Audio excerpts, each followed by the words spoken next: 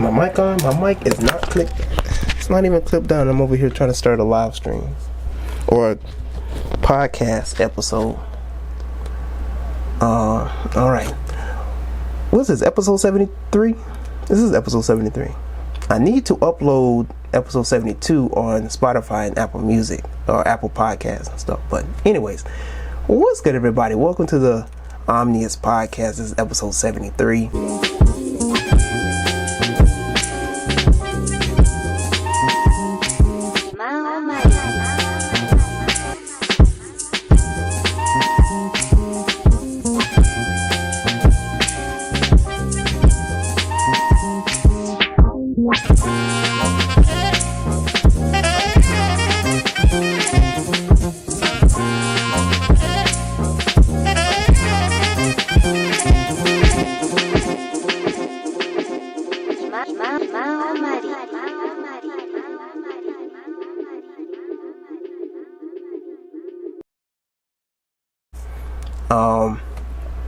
I'm gonna try and keep this short and simple as possible. Okay, as you can see, we basically gonna be just discussing a little bit about Malcolm X. Yesterday was Malcolm X Day. Alright, so shout out to Mr.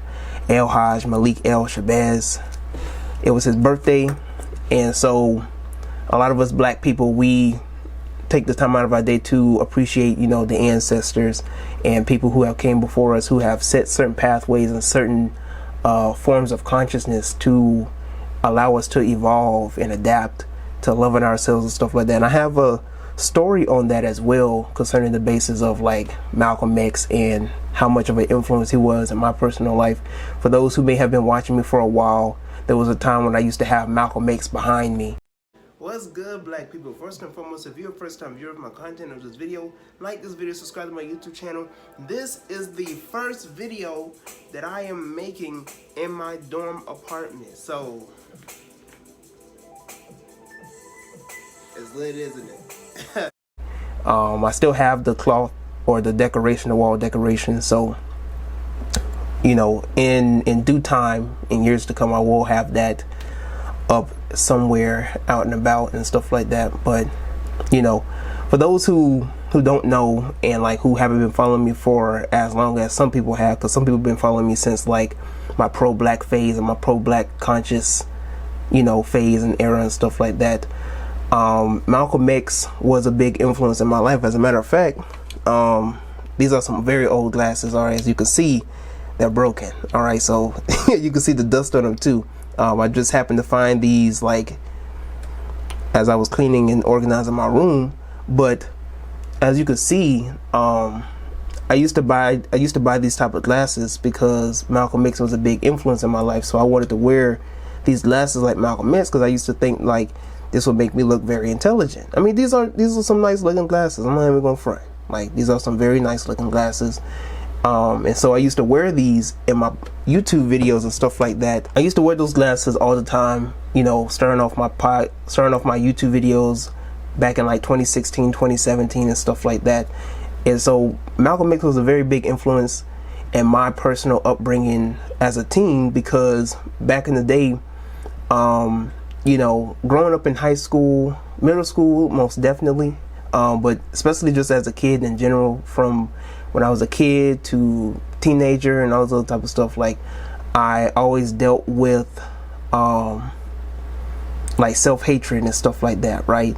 And so to make a long story short, like, you know, growing up in middle school, growing up in high school, you know, I went to predominantly white schools. Okay, so I went to school with predominantly white students, and basically what would go on is that I would try to fit in with the predominantly Caucasian kids.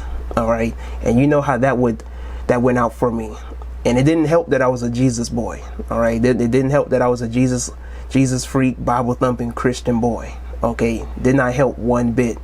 So on top of that, you know, I didn't know how to defend myself physically or emotionally or mentally. And so I would just have people say anything and everything to me. And not just the preppy white kids, but like Hispanics. Okay, I don't know if y'all ever experienced that, but there was some Hispanic kids as well, Like, some Hispanics out there really be giving some Caucasian kids competition on discrimination. But there was just one particular boy, right? And I'm going to say his name because there's a lot of Antonios. But there was just one Hispanic kid named Antonio in my advanced science class in the 7th grade.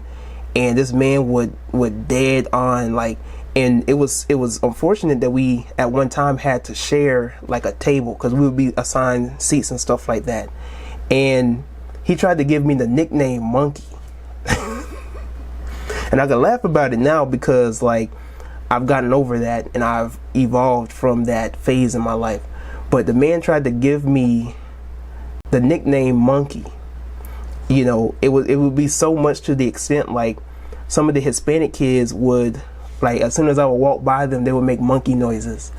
Or there was a time when I walked into science class and I looked at Antonio, and Antonio was like, "What? You want a banana monkey? Huh? You want a banana monkey? You want to swing from a..." And, like, the man just popping off for no reason. I'm just like, yo, what is your deal? You know, at best, you know, what I would do is ignore him.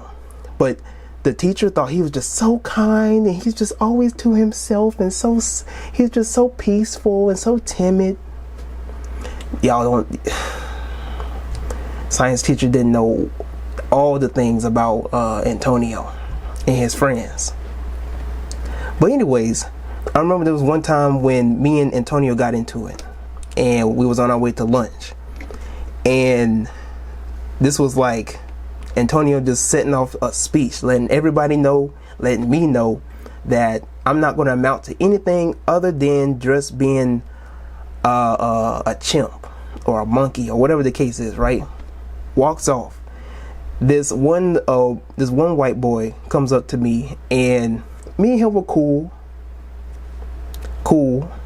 and he comes up to me and was like, "Don't worry, Tyrone. Somewhere down the line, we all have relations to monkeys."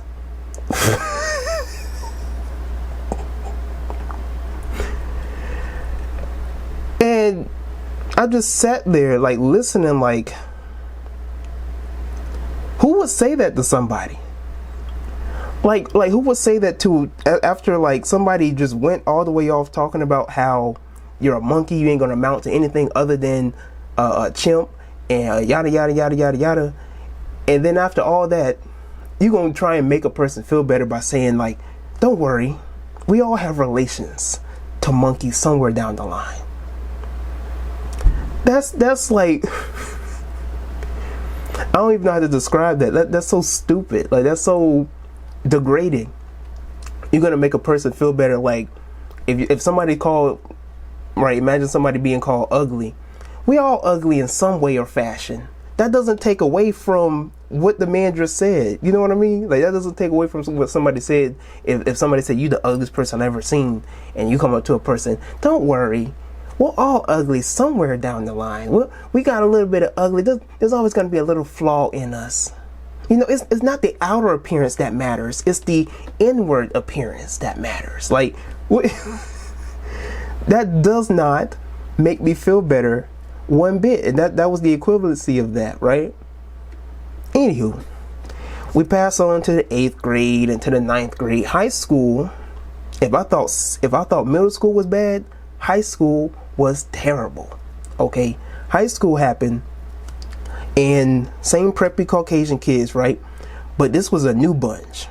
Okay, these were different kids that some of them I did know from middle school, and some of them I didn't know, that got to know me, that got to know the kids that knew me, right? And I'll never forget that this was probably in the 9th grade, and there was this other white kid, and I'm gonna use another name because this is also a common name for a specific set of people. This white kid named Jacob, right, comes up to me, and he was like, hey Tyrone, look. He's showing me on his phone on Snapchat, and it's this kid in chemistry class, and there's a poster or like some type of cardboard like cutout of a monkey, and on the snap the caption says like, "I'm with Tyrone in science class," or something like that, right? And Jacob showing me to this like, you see this? And I'm just looking at him like I ain't had no words. Like, what type of reaction did you expect out of me? Like, oh, that's so funny. Y'all guys crazy. Y'all like, these are the type of kids I went to school with. Anyways, so I had to deal with that type of nonsense, right? Then sophomore year, I had to deal with this again with a mixed kid, right? Now, I have a lot of Negroid features, right? I love my Negroid features. But this Negro, this half Negro, looked more Negrofied than me. I don't know how to explain it, but he had some very like strong features. Nothing wrong with that. But he had some very strong features. Like, his lips were bigger than mine. His nose was bigger than mine. His hair, a little kinkier than mine. He was brighter, about 2 to 3 shades brighter, because he's mixed.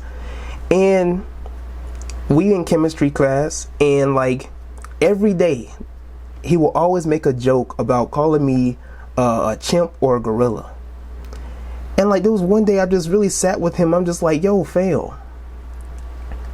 You do know that we look the same. Like, we almost look the same. Like, we have the same features. Like, we look like do you know how stupid you look calling me a chimp and a monkey because of my features? And he's like, dawg, man, I don't look nothing like you. I don't look nothing like you. You look like somebody from the Planet of the Apes, man. I don't look nothing like you. And I'm just sitting there like, what is wrong with these people, right? But I couldn't help it that to some extent I began to identify myself with that in a way, right? Never publicly, never consciously, but it would be unconsciously. So like, when I would look in the mirror, I would look to the side and I look to the other side, and I'm like, do I really look like a monkey? So there was one time I asked a white kid, because the white kid called me a monkey and a gorilla, and I said, what about me looks like a monkey? Brother, look at your nose. Look at the way that your nose is shaped. Look at your lips. I didn't put 2 and 2 together until I got older. And I'm like, if you look at the features of Caucasians and compare them to chimps and monkeys, there's a strong correlation between the two. If you shave a monkey, I guarantee you, me and that monkey will not have the same complexion. If you look at the lips of a monkey, if you look at the hair texture, the fur texture, I guarantee you, me and that animal will have nothing in correlation. So I'm like, is this a projection? Are y'all projecting what y'all internally have, like genetically have, in terms of a relation with these animals? And we could save that for another time, for another day, right? I'm not even going to be dealing with all that, and I ain't trying to get kicked off. Because Instagram, they be protecting them when it comes to these type of conversations. I ain't even going, it's not even needed, right? It's not even necessary to even go down that line. If you know, you know. If you don't know, I can't help you, all right? But you can look this up for yourself. There's some scientific stuff that have happened where certain babies have came out with tails. Certain babies came out with a head full of fur. I'm not going to say anything, but these are 6 ether beings that we are talking about, okay? And so this is that rhesus blood, right, that they have, where you're going to have some of these defects. There's a reason why, with people, I ain't going to say people of color, but people with more melanin, people who are carbon beings, that we act differently than other sets of people. This is why we have a saying of like white people stuff. Like this is why like our pineal gland is, as like Dr. Africa said, like is full of selenium, right? But when it comes to their pineal gland, it's full of sulfur. And so, you know, my dad used to tell me, right, when he was a police officer, he used to tell me, like, a certain set of people would go they would go very crazy during the full moon, right? And I heard Dr. Africa say that because their pineal gland is full of sulfur, that they're more likely to be lunatics. And that's where we get the whole phrase and the whole summoning and the slang of lunatics. So my dad will always tell me when a full moon is out, and he will work on the island where the preppy, you know, Caucasian kids would be at. He will always tell me, oh, there's gonna be some crazy white folk. It's gonna be something crazy going down, right? So, right, monkeys don't even have big lips and all that. Yeah. So you already know how that was going. Yeah, the self-hatred projection, all that type of stuff. It's crazy. So yeah, like there's obviously a difference, right? That doesn't mean that we're supposed to be out here boastful and thinking we all better than everybody in the world and stuff like that. But, you know, even one of my teachers even made mention of it, like, for those who are Negroid or who are of African descent, they have been scientifically proven to be fully human, right? Like I said, there's no debate about it. There's no, oh, ha ha, we the best in the world, all that type of stuff. There's no need for that, right? Sophomore year passed and stuff like that. We get into junior year, and junior year is when I started my developing in consciousness. This is when I first started to be aware of like actual like racism and discrimination and police brutality and all this type of stuff. I was introduced to Dr. Umar and Sonetta Studios and all the people that, you know, that I started to slowly begin to learn about. And then I was introduced to Dr. Umar and Dr. Yosef Ben, Dr. John Henrik Clark, and all these people, right? And then I got introduced to Malcolm X. And so when I got introduced to Malcolm X, everything shifted, okay? From my junior year going into my senior year, throughout the whole summer of 2016, I was listening to Malcolm X for hours, right?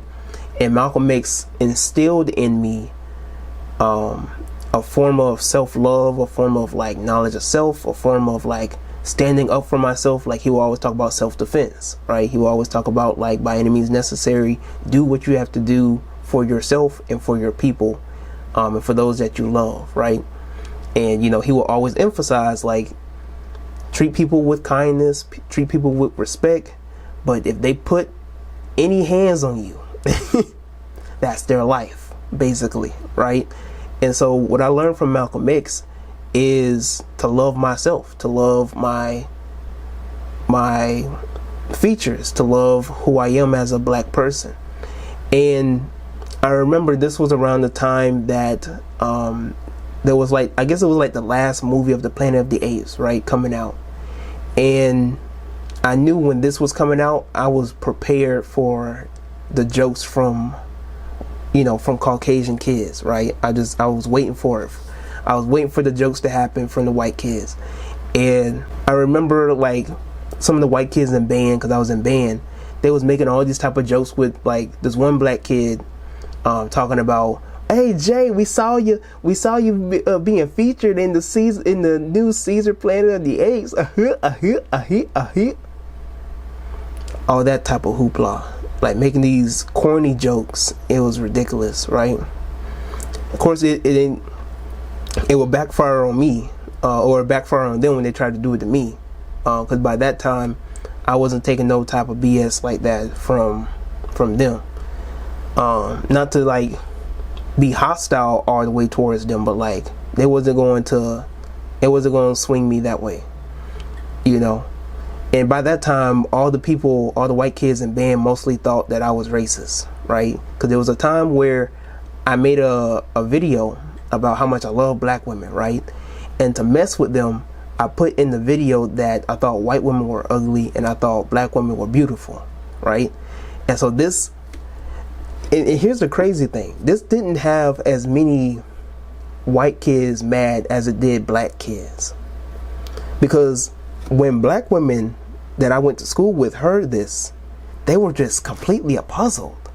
You don't have to tear down another set of women to uplift your women. And I'm sitting there like, aren't you black? Aren't you black? Like, why is that a concern for you of how I feel about other sets of women? These be the same women, right, that complain about how like they can't stand when black men put other races of women on a pedestal. They ain't never gonna treat. And then when I come to the scene, I don't like how you said it. You could have said it a different way. I didn't like the delivery. You didn't have to say that about them. That don't make no sense to me. They had a big issue with it, right? And so it came to a point where like it was the black kids in band that would be trying to tell everybody, oh, you know, Tyrone's a racist. You know, he hates white people. You know, Tyrone over there, he said he thinks white women are ugly, but he thinks all this hoopla. It wasn't even the white kids spreading this. It was my own people in them. Ridiculous, right? Now, of course, I deal with things differently now because I have evolved on a whole different set of consciousness, right? I've evolved in terms of like how I deliver these things. But during that time, that's what I was dealing with my own people in them. And it's like what Sarah Susan said, he'd be saying crackatosis. It was a strong level of crackatosis with them. No lies told. There was a strong level of crackatosis. But anyways, it was through Malcolm X's speech when he was talking about who taught you to hate the color of your skin, and who taught you to hate the texture of your hair, and who taught you to hate your big nose and your big lips and all this type of stuff. Right? Who taught you to hate the texture of your hair? Who taught you to hate the color of your skin to such extent that you bleach to get like the white man? Who taught you to hate the shape of your nose and the shape of your lips? Who taught you to hate yourself from the top of your head to the soles of your feet? Who taught you to hate your own kind? Who taught you to hate the race that you belong to? So much so that you don't want to be around each other. No, before you come asking Mr. Muhammad, does he teach hate? You should ask yourself, who taught you to hate being what God gave you?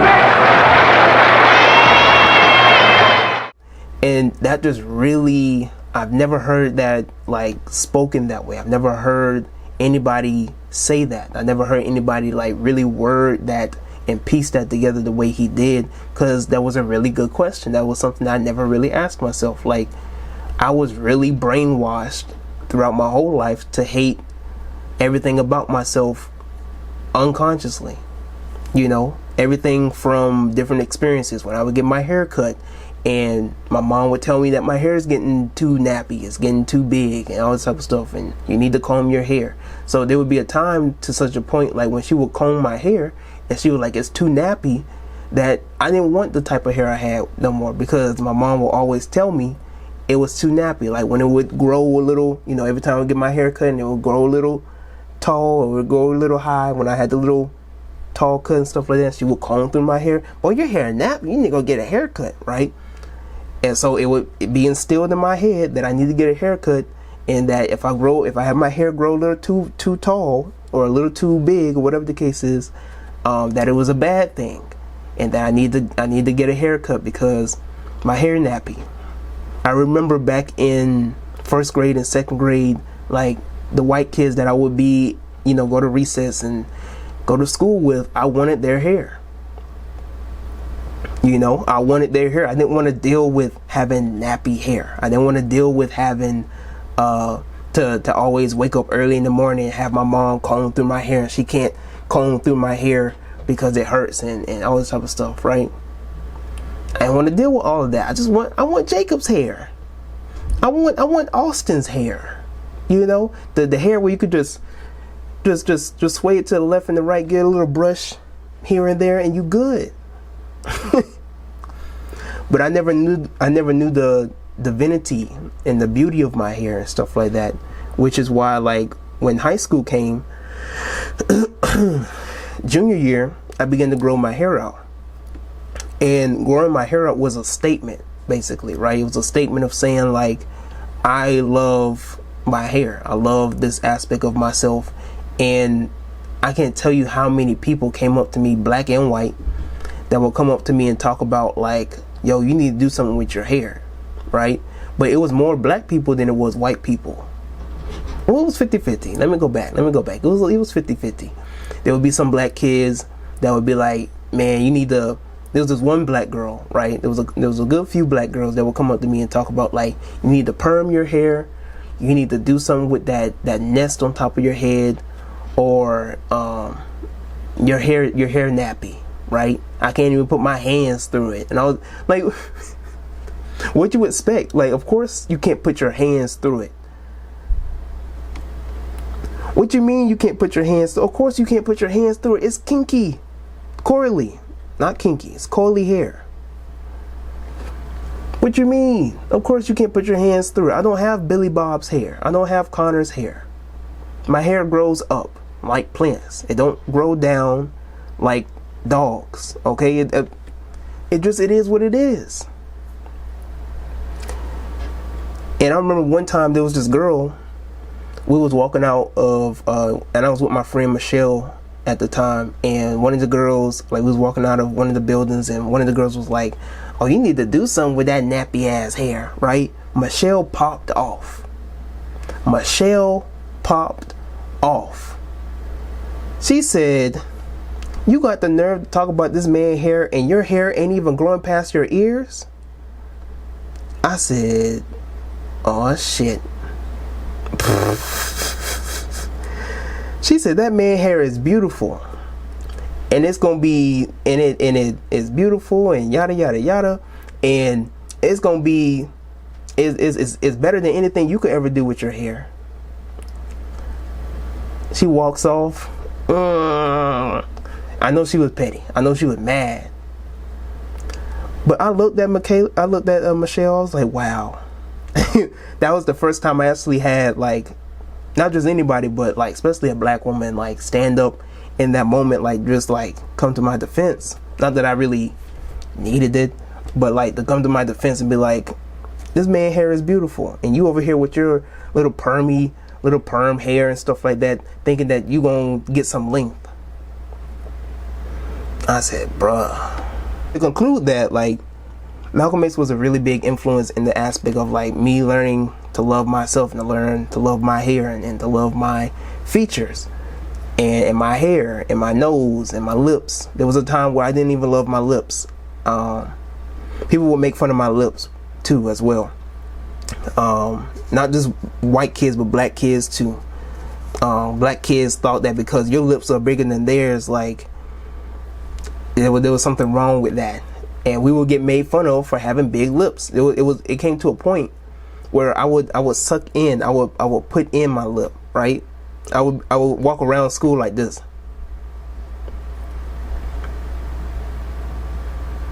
It would look stupid, but it would be because so many people would make fun of my lips because they were big. I guess, like, bigger, fuller than other black kids and other people.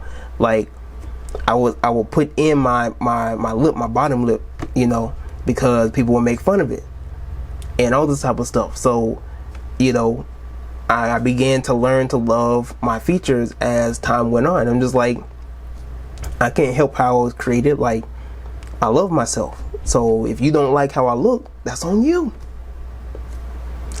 And that's how I began to develop and like really grow into loving myself and stuff like that. So I give props to Malcolm, Mr. Malcolm X, for that. All right. But yeah, to the next subject. I have something else written down about, I was talking about procrastination. Are you late? You a little late, because I'm like halfway done, about to be done a little bit, stuff like that, but you good. You're good. I was sitting in my car yesterday, And like for my whole week, I have a whole schedule of stuff that I do for editing and filming and all this type of stuff. And sometimes I will put stuff in my list and I'll be like, I'm going to accomplish this week. And, excuse me. And what typically happens, or what sometimes happen, is throughout the whole week, I look at it and I don't push myself to do it, whatever the case is, and it'd be like a whole list of things that I know I'm struggling with trying to get through. And I get to the end of the week and I'm just like, how couldn't I get any of this done? And like I really sat in my car and thought about this yesterday, and like my inner voice told me like, Negro, just do things one step at a time. And I was like, duh. Why didn't I think of that? Just doing stuff one step at a time. So what I started to do, I went back to my calendar, and like for the 5 things that I listed, where I was like, this is what I'm going to accomplish this week, I just circled 2 things, right? I circled 2 things on the list that I said, like, this week I'm going to master this, right? And once I be able to master that, whatever else I got next on the list, that's what I'm going to accomplish next. And I'm going to, slowly pace myself and accomplish all the things that I have listed as a goal. It's discombobulating, is confusing, is disorganized to try and get everything done at the last minute, or to try and get everything done all at once, right? For us who went to college, some of us, we did our best work at the last minute, right? Writing a 800-page, 1,200-page essay within 3 to 4 hours. But when it comes to life, we can't do that. Okay, when it comes to like things that we all want to accomplish, whether it's like increasing following, whether it's making content, whether it's producing something for somebody, or wanting to get into a hobby, or starting a show, something as little as like food plans and like really creating a whole food plan and pre-planning, meal preps and stuff like that. Like, you have to pace yourself, do it a step at a time. Don't go the full mile yet. Build yourself up to doing these type of things that you want to do and stuff like that. Right. At best, it's better to be late than to never do it at all. Cut yourself some slack. If you have 4 things that you want to do this week and you get 2 of them done, at least you got 2 of the things done.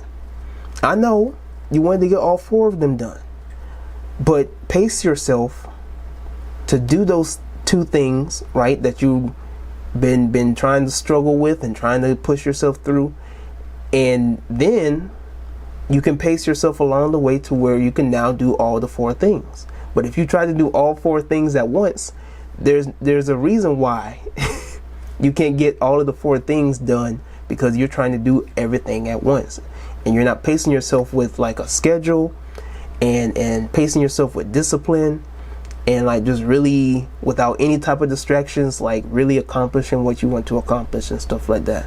That's a gem. That's a word that I have for you for today, for this week, is pace yourself. All right, create a routine for yourself. Do what is unfamiliar, all right, and make what is unfamiliar familiar. Okay, don't try and do all the top 10 things that you have on your list. Just pace yourself with the first 2, and once you master those 2, and you feel like you can actually do this like automatic, because that's the end goal. The end goal is to make what you want to do in life automatic. And that's when you start to reprogram the subconscious mind, because everything that you do is a program from your subconscious mind.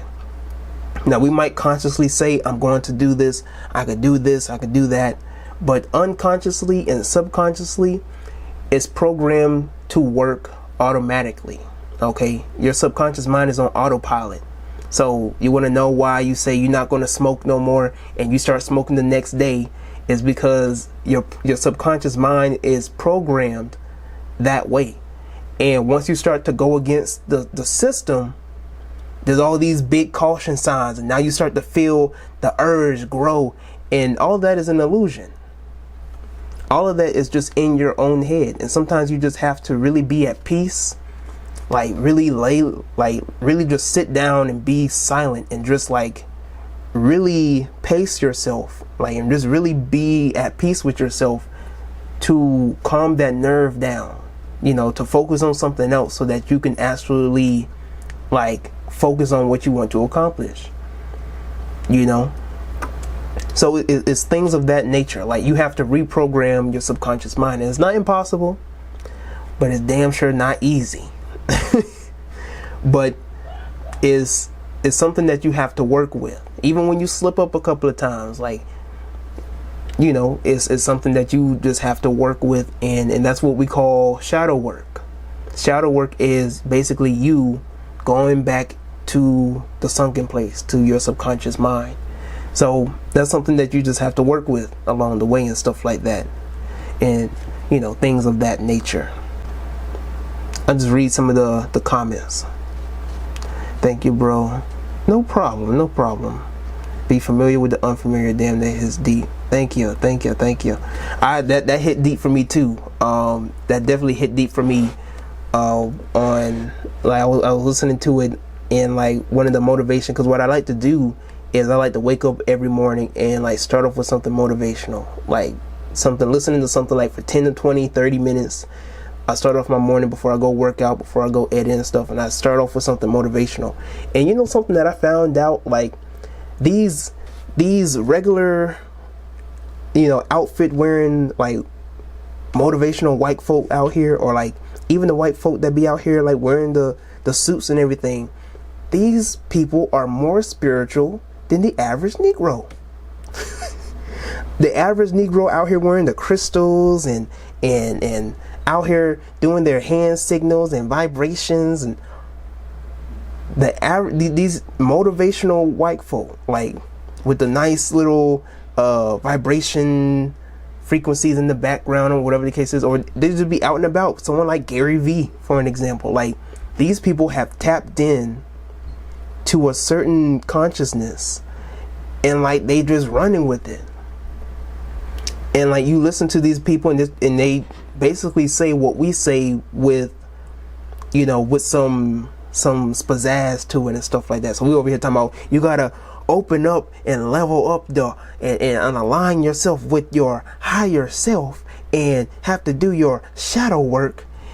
And they over here like, all you gotta do is align yourself, rewire your subconscious mind, you know, have some goals, go for it, discipline. They talk in a way where like it sounds professional, but it makes sense, right? And what sounds professional and what makes sense is just as spiritual as you trying to be, I don't know, you trying to be out here sounding like young Pharaoh or something. or just trying to sound like a professional guru. The average, I'm talking about the average golf going, you know, white man has the knowledge. And we over here thinking like, you know, thinking all bizarre about them and stuff like that. Oh, you're coming to an end. It's going to be our time now soon. And they're not studying you because you ain't even tapped in yet. You don't even know what's going on around you. You know, some people, they focus on the wrong thing. They focusing on the downfall of a set of people, and you ain't focusing on elevating yourself. That's crazy to me. Like there'll be a lot of these conscious folk out here talking about, oh, their time is up, their time coming to an end soon. And so this matrix gonna be fail. It's bigger than that. I guarantee you, if this system shuts down, they got 3-4 backup plans. They ain't going nowhere. They got stuff like in place for the next era and for the next phase. They show you in the movies. They got stuff back that you think because a certain system falls down, like they don't have a backup plan, they don't have something else. And y'all got to get away from that biblical propaganda. That's what it is. Some of us, we think like once it comes to an end, that's it. But even at that doesn't guarantee your survival. That doesn't guarantee that you're going to be up on the rising. You know, I learned that from Dr. Amos Wilson. Just because they might fall doesn't mean that you're going to rise up. You know, there's no guarantee that a group of people are going to build Wakanda. Have you seen niggas these days? Let me be for real. Have you seen niggas these days? 3 years ago, when the whole protest was going on, they was doing the Cupid Shuffle and the Cha-Cha Slide. Next year is going to be the election. I do not want to know what's going to happen next year. I don't even want to see what's going to happen with Negroes next year in promoting the election. It's going to be a whole bunch of buffoonery. So the whole point of your spiritual journey is enlightening yourself and keeping your people around you and your small circle in alignment as well. Okay, you can't be focusing on what he say, she say. People out here starting debates, having debates about the Bible and who's right and who's wrong and whose God is better and whether the sky is blue or red. Like it's unnecessary. It's unnecessary to be dealing with foolish arguments and stuff like that. Talking about who's a spiritual master, who's doing more for the community. You should be focusing on what are you doing for yourself. You focusing so much on what the next person is doing and what other people are doing. Like, you need to be focusing on, like, have you aligned yourself? Have you really, like, dealt with the trauma from when you were 6 and 7 years old? Because, like, whatever happened to you at 6 and 7 might be holding you back from your dreams. It might be holding you back from whatever you want to accomplish. Like, have you gotten over procrastination? Because every time you say you're going to do something, you end up not doing it. Like, there are things that you need to deal with rather than dealing with the hype man and what the system is doing. So many people focusing on what happens outside of them, and they never dealt with what's within. You know, I'm not saying not to deal with certain issues outside. I'm not telling you not to discuss certain issues outside that might affect you, right? But there are certain things that you have to give primary focus to. Okay, at the end of the day, most of what you see is an illusion, and when you come in contact with it, it's based upon your reaction that basically determines how the rest of your life is going to go. It's kind of like them telltale movies or them telltale games, or them like decision games that really basically dictate like how you play the rest of the game. And that's how life is. So you focusing so much on like racism and the next shooting and all those type of stuff. Like you need to be focused on yourself. You need to be focused on that book that you say you was going to read, 2 years ago that you have in your bookshelf. You need to focus on, you say you was going to be doing this and this with content creating or this and this. I'm going to start posting on TikTok, and you ain't never posted a TikTok. You may have posted one TikTok for Halloween or for Christmas, and that was it. Like, they're just bigger things. Like, once you get past the fake anger and the fake emotions and hands up, don't shoot, and when is this gonna why does this keep happening to us, and we just got to do better as black people. In the next hour, you're gonna be watching NBA and watching LeBron James and KD and all them people. It's fake. Your anger is fake. Your emotional outrage is fake. You trying to cancel people is fake. It's done for. You ain't really mad about what Kanye West said about somebody and somebody. You ain't really mad about Tory Lanez or and Megan Thee Stallion. You ain't really mad about what such and such said about somebody. You ain't really. It's fake outrage. When the media tells you how to react a certain type of way, if you immediately go along with the crowd, we know where you stand. And those are things you got to really look out for. Like, when you see the masses react a certain type of way, just sit back. Just sit back and observe.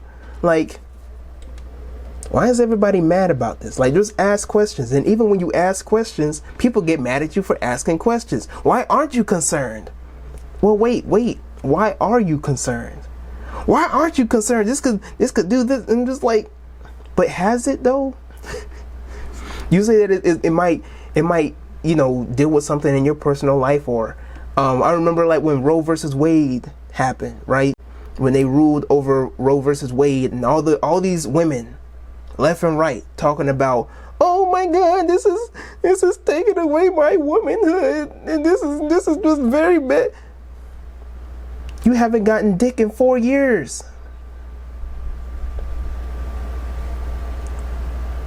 You haven't gotten dick in 4 years. Ain't nobody trying to mess with you. What does got to do with you? I'm just saying, like, there's some women out here, like, it's ridiculous. Over here talking about, and like, I remember I made a video, or I made a post, I made a tweet talking about, like, okay, these are the top things that women can do, like, after this overrule, that they can do to, like, better their lives. And I was made out to be the bad guy. How? I said that women need to learn how to protect themselves in terms of self-defense. Women need to learn who they're really messing with, and really get to know a person before they get in bed with them. Women need to learn how, just all like productive stuff. And women were making me out to be the bad guy. So you why don't you teach the men not to mess with every girl and everything that walks? Why don't you teach the men that they just need to keep it in their pants? Why don't you tell men to get vasectomies?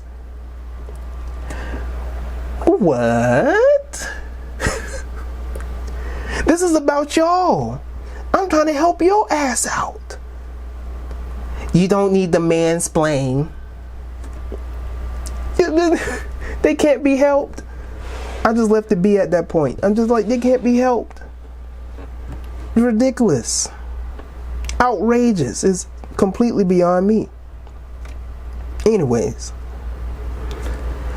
I don't even know where I was going at with that point, but point of the matter is, focus on yourself.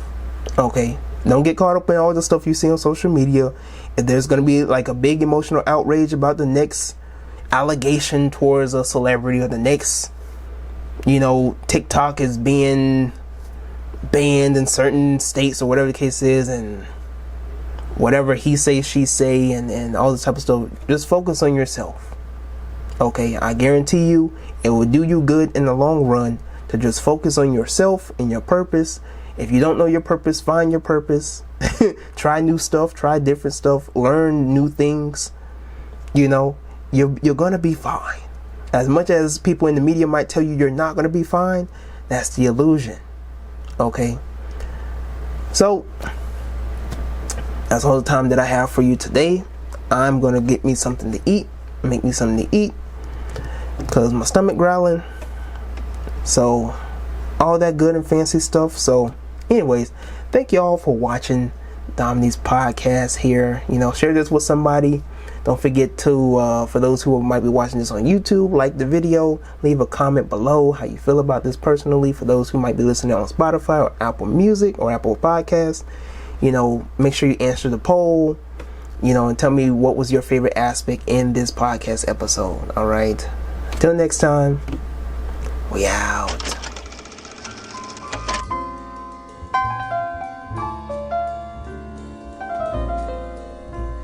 The waves brought me a song in the night that spoke in the softening light, words of a lonely one, unknown, caught in the darkening sea, whispering mysteries.